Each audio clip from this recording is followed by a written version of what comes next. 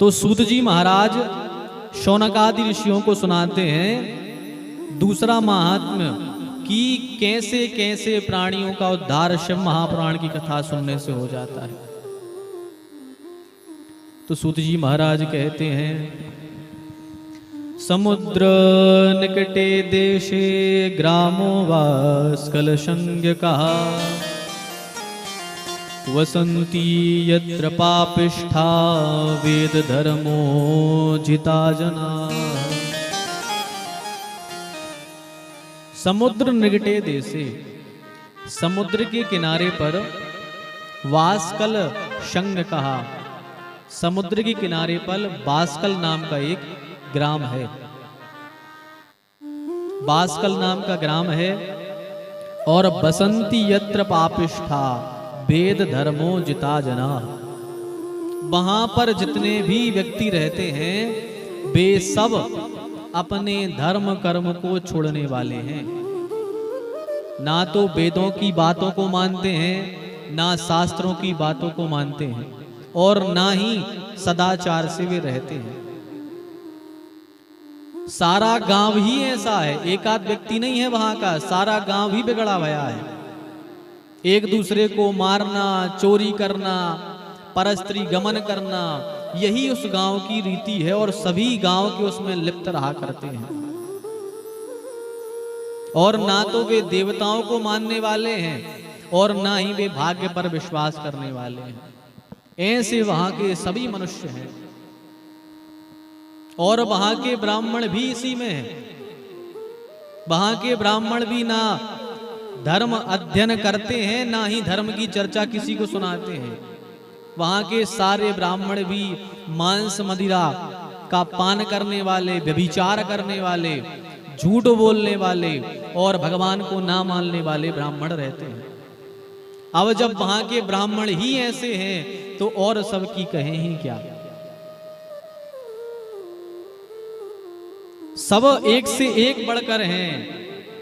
एवं कुंजन संवारे ग्रामे बाष्कल संगीते तत्रैको बिंदुको नाम विप्र आसीन महाधवा। वहां की स्त्रियां भी कुटिल हैं, सारे नर नारी सब बिगड़े हुए हैं। उसी गांव में एक बिंदुक नाम का एक ब्राह्मण रहता है, नामधारी। बिंदुक नाम का एक ब्राह्मण रहता है। उसकी जो पत्नी है उसका नाम है चंचुला।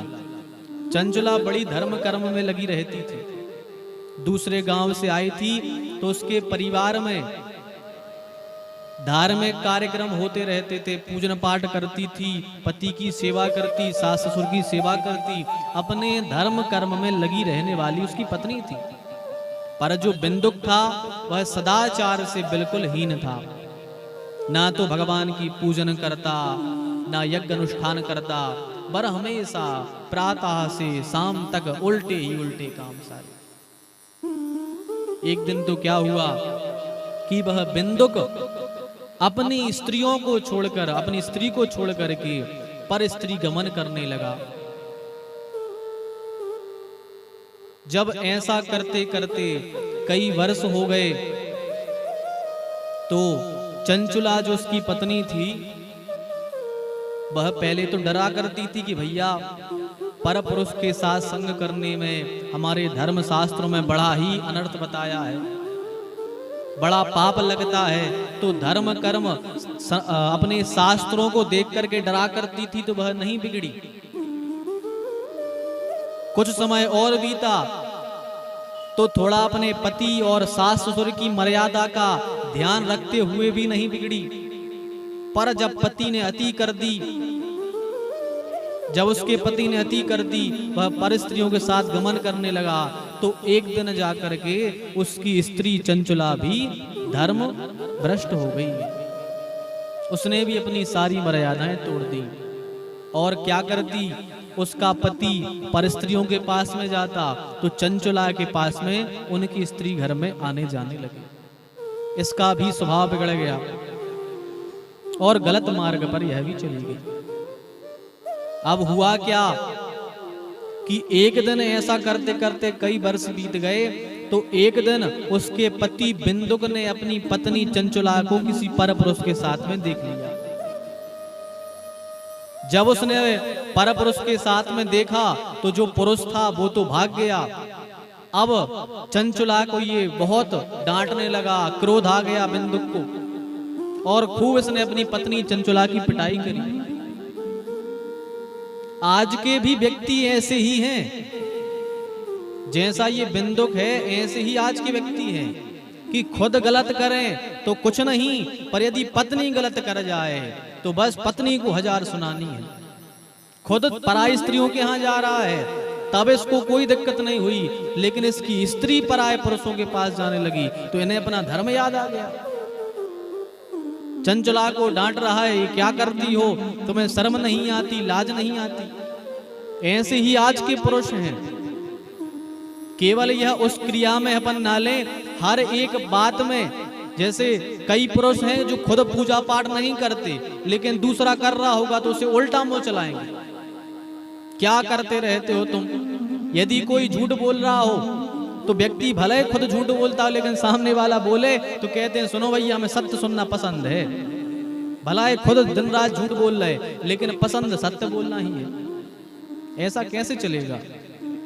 जब तक आप जैसा स्वभाव रखोगे, यदि आपके अंदर जैसे धर्म कर्म नहीं है तो आप दूसरों से वैसी अपेक्षा क्यों करते हो? अब हम स्वयं चोरी कर रहे और हम दूसरे से कहें कि अरे सुनो चोरी करना पाप है। हम खुद चोरी कर रहे हैं और दूसरे से कहें चोरी करना पाप है, कैसे चलेगा? आजकल आदमी घर में लड़ाई होती है, पति पत्नी की ले लो या सास ससुर की या फिर सास और बहू की लड़ाई ले लो, तो चलाएंगे दोनों मुंह और शांति भी दोनों ही चाहते हैं। एक दूसरे चलाए जा रहे हैं मुंह और शांति दोनों चाह रहे हैं। बहू कहती है सास दिन रात मुंह चलाती रहती है, हमें शांति चाहिए शांति चाहिए, पर खुद चिल्लाती जा रही है और सास की कह रही है कि शांति चाहिए। भाई शांति चाहिए तो तुम भी शांत हो जाओ। ऐसे ही सास हैं, वे बहू को मुंह चलाए जा रहे हैं कि अरे शांति नहीं है, घर में शांति नहीं है, और दिन रात मुंह चलाए जा रही हैं। तो भैया जब तुम स्वयं मुंह चला रहे हो तो सामने वाला तो चलाएगा।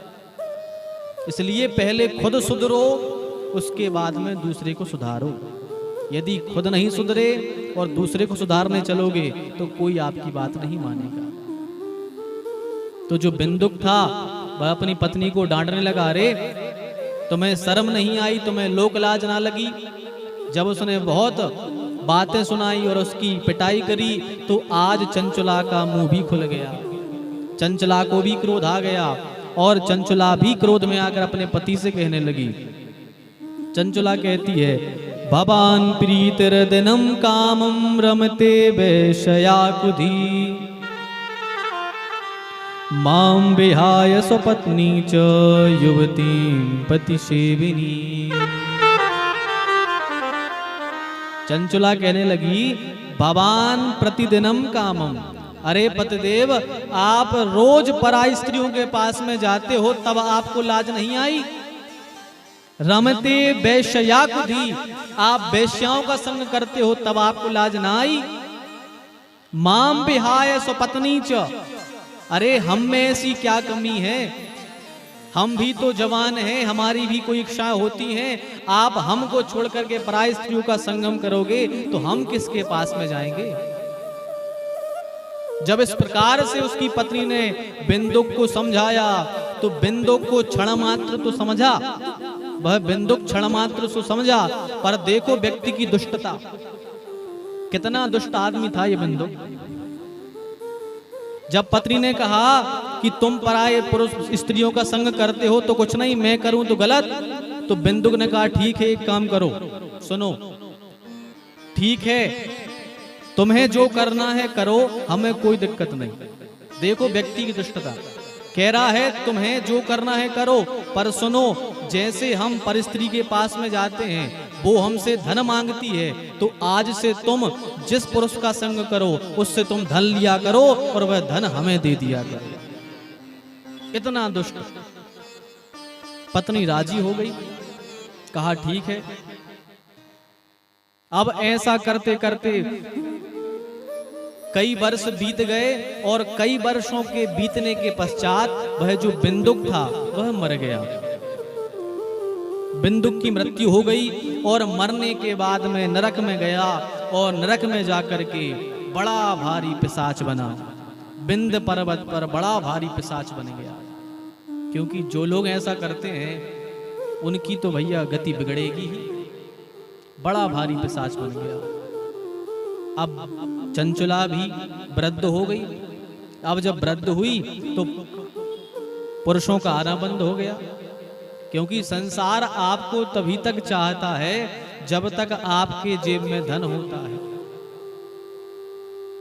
या तो आप शरीर से स्वस्थ रहोगे तब तक आपको व्यक्ति चाहेगा, या फिर जब तक आपके पास धन रहेगा तब तक लोग चाहेंगे आपको।